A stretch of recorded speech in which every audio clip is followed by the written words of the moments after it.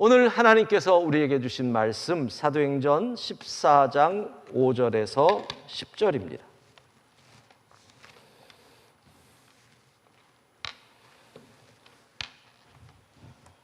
하나님의 말씀을 받기 위한 우리의 마음의 고백, 구원의 고백을 드리겠습니다. 우리의 형편과 마음을 가장 잘 아시는 하나님, 이 시간 주의 말씀을 받겠습니다. 말씀하여 주옵소서.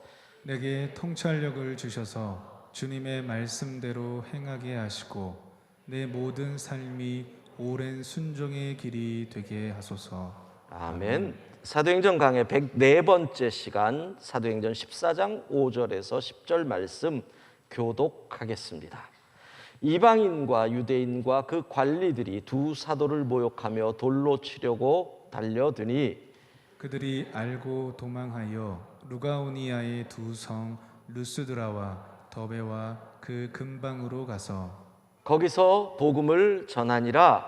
루스드라에 발을 쓰지 못하는 한 사람이 앉아 있는데 나면서 걷지 못하게 되어 걸어본 적이 없는 자라. 바울이 말하는 것을 듣거늘 바울이 주목하여 구원받을 만한 믿음이 그에게 있는 것을 보고 큰 소리로 이르되 내 발로 바로 일어서라 하니 그 사람이 일어나 걷는지라. 아멘.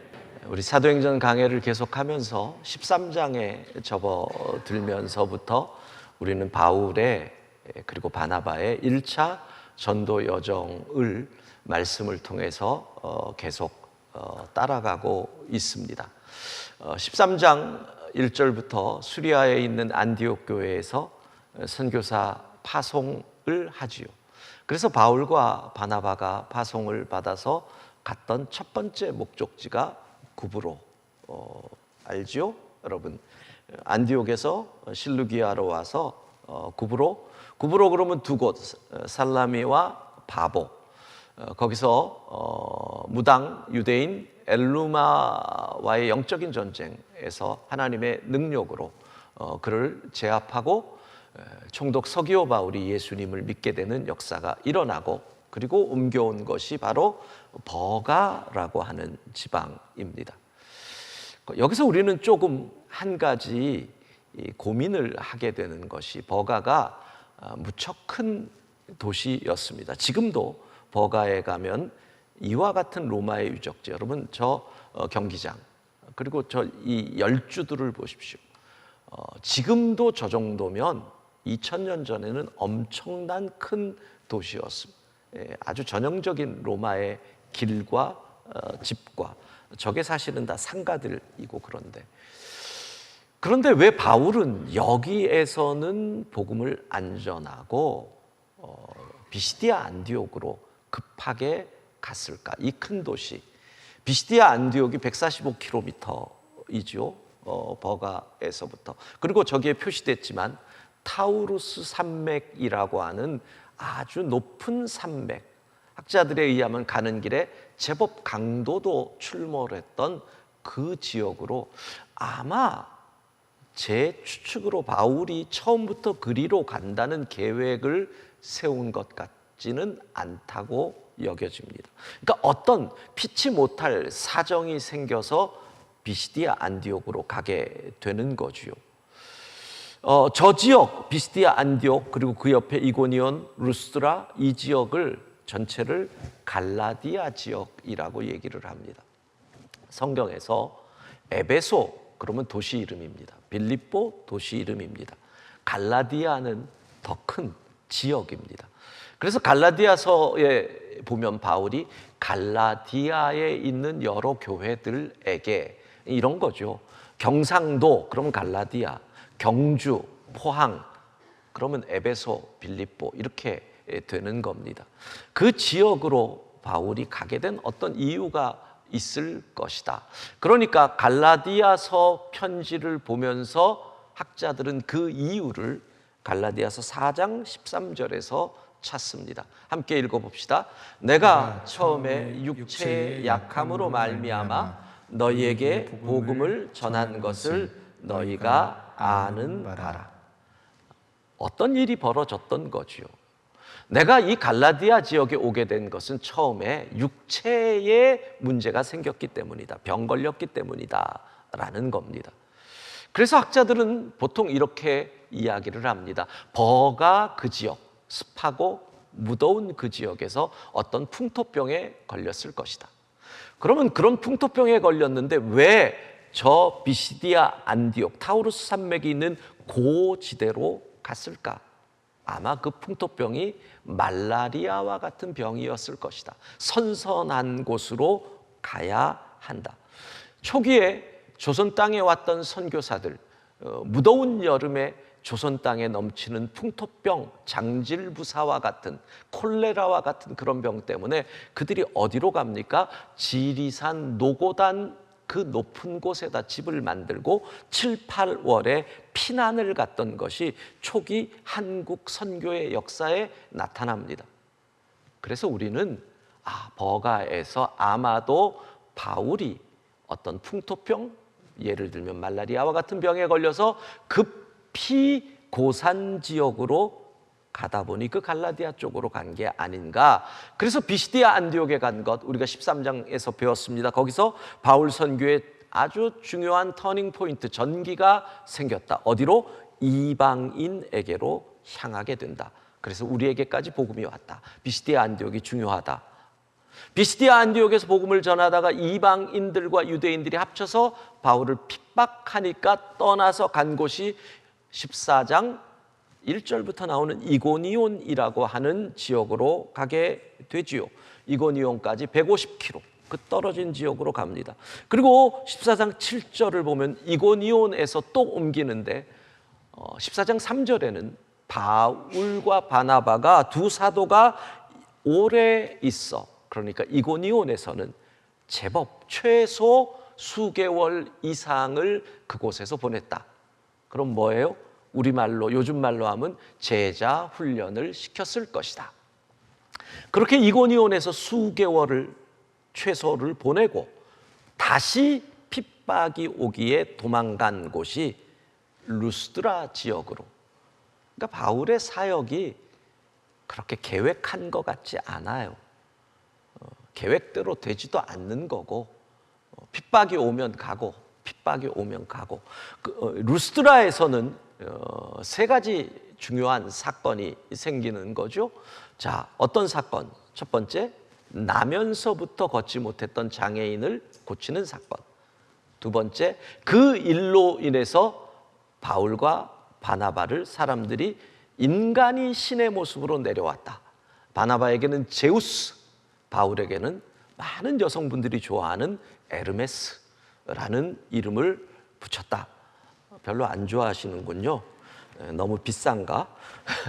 그렇게 이름을 붙였던 그 사건. 그리고 세 번째, 결국은 돌을 맞아서 죽은 줄 알고 루스드라 성 밖에 시체처럼 버리워지는 사건. 그 루스드라. 그리고 일어난 다음에 다시 또 도망가는 곳이 더베 100km 떨어진 더베로 갑니다. 자, 1차 전도 여행은 보통 여기서 마무리가 되는데 다시 돌아가서 어디로 가느냐면 버가로 다시 돌아갑니다. 14장 25절을 보면 버가에서 말씀을 전했다. 그러니까 시작할 때 연약함으로 인해서 황급하게 통과한 도시로 다시 돌아가서 말씀을 전했다. 그리고 버가에서 자기를 파송한 수리아의 안디옥 파송교회로 돌아갔다. 이게 1차 전도의 여행의 여정입니다. 자, 오늘은 루스드라 지방에서 있었던 나면서부터 장애인이었던 한 사람을 하나님의 능력으로 고친 이 기적의 사건을 통해서 우리에게 주시는 주의 뜻을 생각해 보려고 합니다. 학교에서 학생들을 가르치시는 선생님들과 몇 번 대화를 해보면서 이런 질문을 공통적으로 해본 적이 있습니다. 반에서 애들을 가르칠 때 아이들이 수십 명 되는 아이들이 공부를 하는데 겉모습만 보고 저 아이가 수업에 집중하고 있는지 딴짓 하는지 보면 아시나요? 이런 질문을 했습니다. 10분에게 물어봤다면 9분이 공통적으로 이렇게 얘기합니다. 딱 보면 압니다. 목사도 설교 시간에 딱 보면 압니다. 예. 왜 이 말씀을 드리느냐? 바울이 루스드라 지방에서 복음을 전하는데 오늘 9절입니다. 함께 읽어봅시다. 바울이 말하는 것을 듣거늘 바울이 주목하여 구원받을 만한 믿음이 그에게 있는 것을 보고 바울이 말합니다. 수십 명 또는 수백 명의 사람이 그 앞에 있는데 그 사람이 보인다는 겁니다. 딱 보면 안다는 거죠. 물론 장애인이기 때문에 눈에 띄었을 수도 있습니다. 그러나 외모의 특이함은 한두 번 보면 사라집니다. 계속 눈에 남는 사람은 집중하는 사람, 말씀에 대한 사모함이 있는 사람, 그 속에서 불이 뜨겁게 활활 타오르는 사람은 눈에 보이는 겁니다. 그래서 말하는 것을 이 사람이 듣는데 그게 바울의 눈에 보였다는 겁니다. 보였다. 여러분, 집중하는 사람, 사모하는 사람, 믿음으로 기대하는 사람, 그 사람이 눈에 보이는 겁니다. 오늘도 각 가정에서 온라인으로 또 예배당에서 하나님을 예배하는 영광의 식구 성도 여러분, 여러분은 지금 있는 그곳에서 주의 말씀에 귀 기울이고 있으신지요?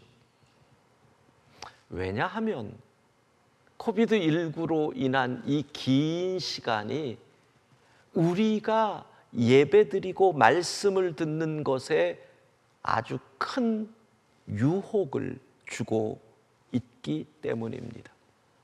무슨 말이냐? 자, 지난 화요일 우리가 가을 특심을 하는 중에 화요일 저녁 8시 우리는 큰 싸움을 했죠. 특심과 한국과 레바논 월드컵 시합. 어쩌면 8시에 똑같이 하네요. 그런 상황 속에서 축구를 아주 좋아하는 어떤 분들은 한 손에는 특심 스마트폰, 한 손에는 축구 중계 스마트폰, 이렇게 하는 분들이 과연 없었을까요? 관심 없는 분들 이렇게 얘기했을 겁니다. 결과만 알면 되지. 그러나 좋아하는 분들은 능히, 예전에 우리가 오프라인으로 본당에 가득 모일 때 우리가 어떻게 두 개를 보겠습니까? 그런데 이 코비드19의 상황은 우리로 하여금 딴 생각을 할 수 있는 환경을 쉽게 만들어준다는 겁니다. 묘하게 이중적인 태도를 견지할 수 있게 해줍니다. 저만 해도요, 온라인 회의가 얼마나 많아졌는지 모릅니다. 무슨 회의도 줌으로 모인다, 어떤 회의도 총회 회의, 무슨 이사회. 제 모습이 어떤가 하면은요, 줌으로 회의할 때 윗두리는 대충 상의를 입고 있는데 밑에는 때로는 반바지, 때로는 청바지, 그렇게 합니다. 왜? 내 모습이 보이는 게 요거면 되니까. 그러니까 이 긴 20개월의 시간 속에서 우리는 묘하게 감출 수 있는 부분을 감추는 이중적인 모습들이 자연스럽게 우리 속에서 나타나고, 그것이 하나님께 예배하는 순간에도 타협하며 점점 그렇게 되고 있다는 겁니다. 그래서 오늘 루스라 성에서 하나님의 능력을 체험한 이 사람을 통해서 주께서 우리에게는 말씀하시는 겁니다. 너희 예배 잘 드리고 있니? 너희 하나님의 말씀에 집중하고 있니? 그걸 물어보시는 겁니다. 바울은 이 사람에게 구원받을 만한 믿음이 보였다라고 이야기합니다. 그렇다면 이겁니다. 그가 태어나면서부터 한 번도 걸어보지 못한 절망 속에 있던 사람이 사도 바울이 전하는 복음 가운데서 그 복음의 씨앗이 그의 마음밭에 떨어졌습니다. 그리고 뿌리를 내립니다. 옅이 여린 가지가, 줄기가 나옵니다. 자랍니다. 그 자라는 것에서 소망의 꽃을 피웁니다. 바울의 눈에 그것이 보였다는 겁니다. 그래서 성경은 우리에게 이렇게 말씀합니다. 시작은 다른 것이 아니다. 말씀을 들어라. 말씀에 집중하여 해라. 말씀을 사모해라. 믿음으로 말씀에 집중해라. 여러분, 목사의 눈에도 보입니다. 저분은 지금 스폰지가 물을 흡수하듯이 말씀을 받아들이고 있구나. 아니네, 저분은 말씀이 튕겨 나오네, 반사.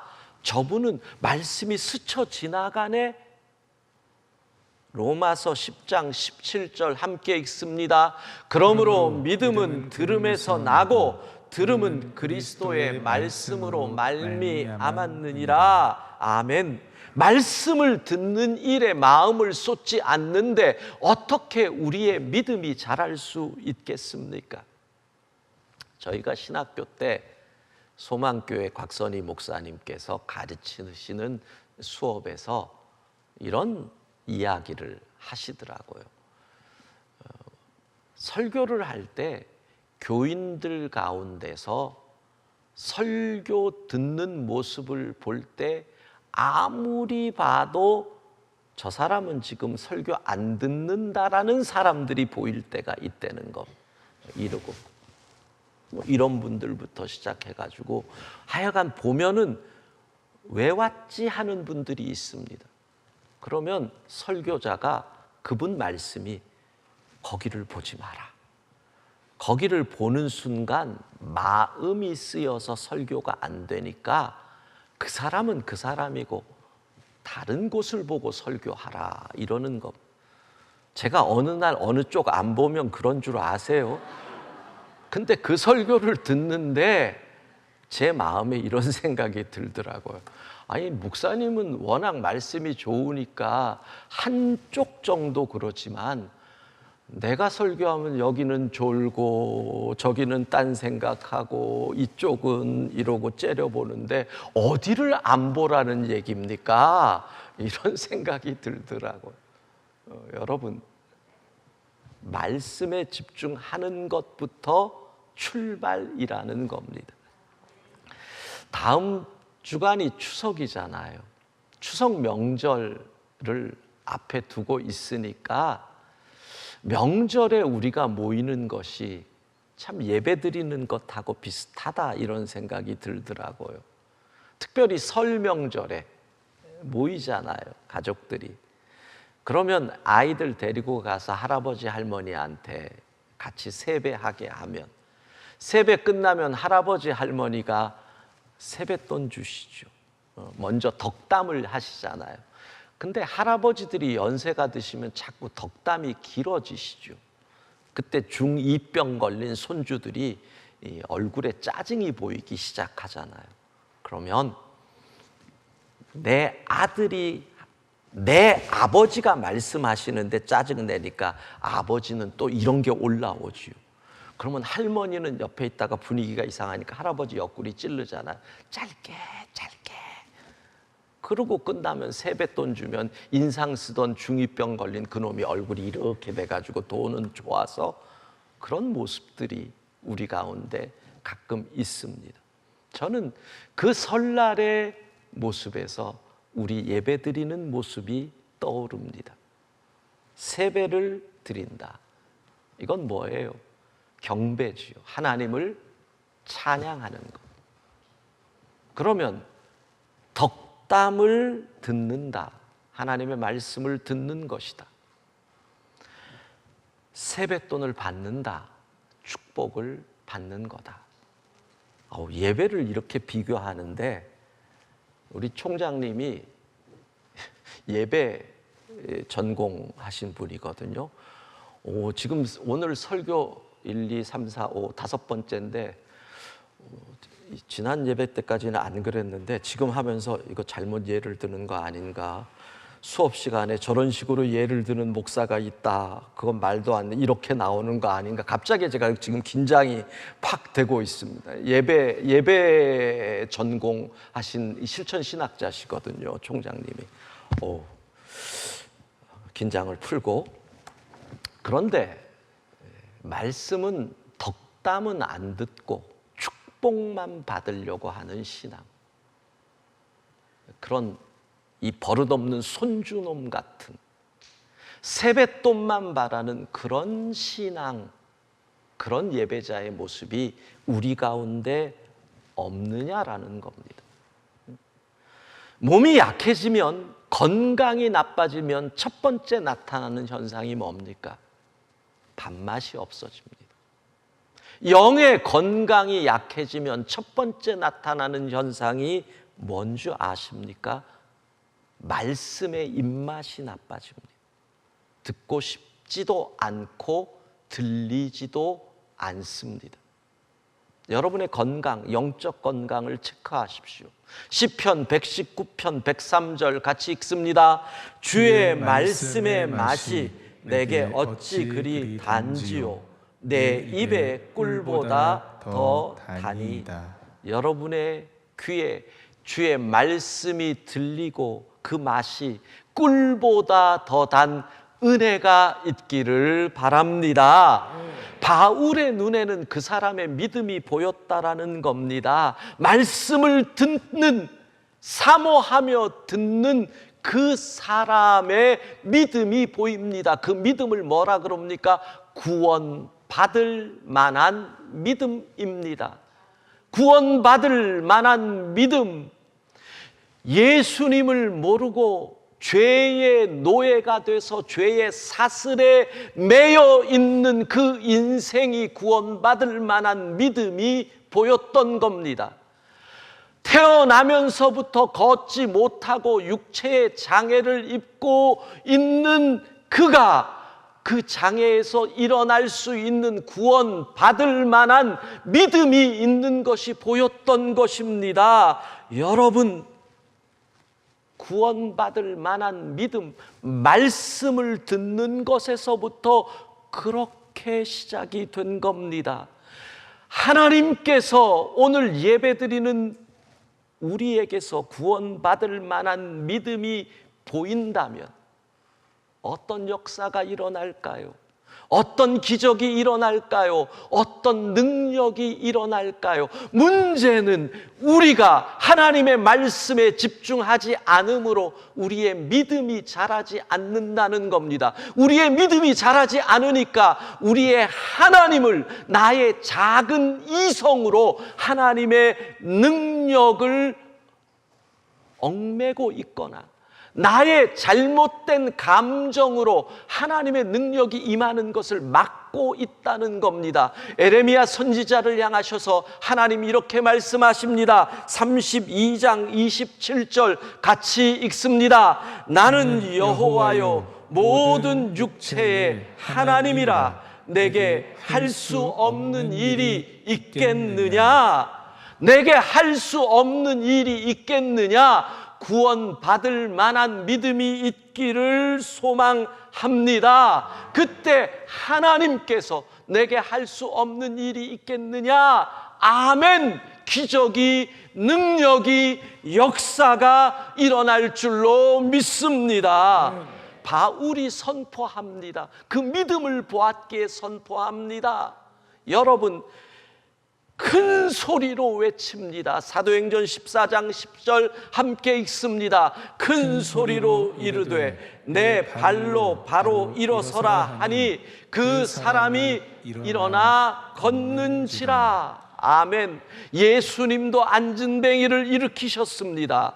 베드로와 요한도 성전 미문에서 나사렛 예수의 이름으로 일어나 걸으라 일으켰습니다. 바울도 일으켰습니다. 오늘 우리가 말씀을 듣고 믿음이 자란다면 오늘 우리도 이곳에서 일어나 걸으라 역사가 일어날 줄로 믿습니다.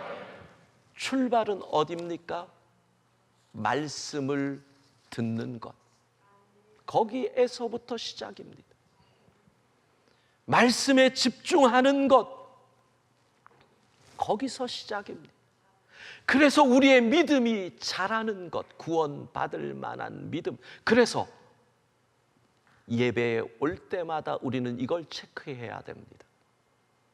오늘 하나님께서 주의 종을 통해 나에게 말씀하신다. 다 같이 시작. 오늘 하나님께서 주의 종을 통해 나에게 말씀하신다. 누구에게? 누구에게? 예. 여러분, 이 기대 없이 왜 여기에 나옵니까? 이 기대 없이 이곳에 나와서 말씀을 듣는다고 믿음이 자라겠습니까? 오늘 하나님께서 나에게 말씀하신다. 이 기대와 이 믿음으로 예배의 자리에 나오고 말씀에 집중하면 믿음이 자랍니다. 그 믿음이 구원받을 만한 믿음이 될 때 하나님의 말씀이 선포되고 모든 묶고 있는 사슬에서부터 끊어지고 그 자리에서 일어나는 역사가 우리에게 임할 줄로 믿습니다.